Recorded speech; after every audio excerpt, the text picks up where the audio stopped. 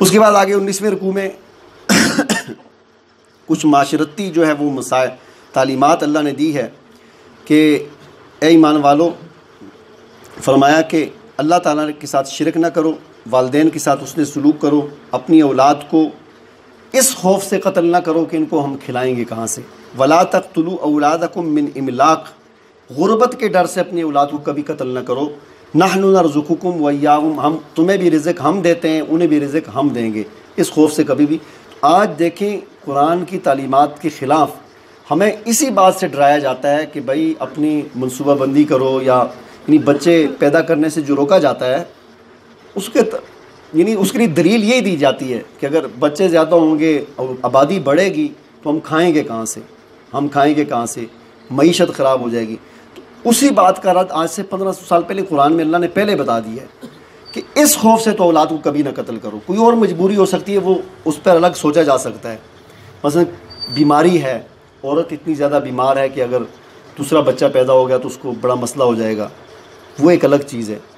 لیکن یہ والا خوف کہ ہم کھلائیں گے کہاں سے، اس کی قطعاً اجازت نہیں ہے۔ وَلَا تَقْتُلُوا أَوْلَادَكُم مِّنْ إِمْلَاقٍ، غربت کے خوف سے اپنی اولاد کو قتل نہ کرو، نَحْنُ نَرْزُقُكُمْ وَإِيَّاهُمْ، انہیں بھی ہم کھلاتے ہیں تمہیں بھی ہم کھلاتے ہیں۔ وَلَا تَقْرَبُوا الْفَوَاحِشَ، بے حیائی کے قریب نہ جاؤ۔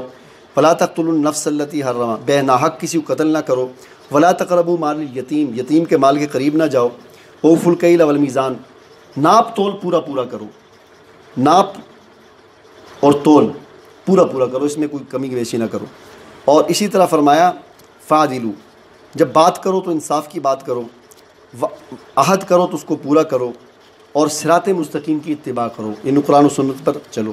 اور آگے پھر صاف الفاظ میں فرمایا وَهَذَا كِتَابٌ أَنزَلْنَاهُ مُبَارَكٌ فَاتَّبِعُوهُ، یہ بابرکت کتاب ہم نے نازل کی ہے، اس کی اتباع کرو، اس کے پیچھے چلو، اس کی پیروی کرو۔ ہمارے معاشرے میں دینی و مذہبی تقریبات، جلسوں، بیانات اور جمعہ کے اجتماعات میں وائزین کی طرف سے کئی ایسی احادیث بیان کی جاتی ہیں جو در حقیقت احادیث نہیں بلکہ کسی اور کا قول یا من گڑت احادیث ہوتی ہیں۔ ہم آپ کے لیے لائے ہیں ایک ایسی ہی زبردست ایپ جو آپ کو بتائے گی کہ کون کون سی مشہور احادیث اصل میں حدیث نہیں ہیں۔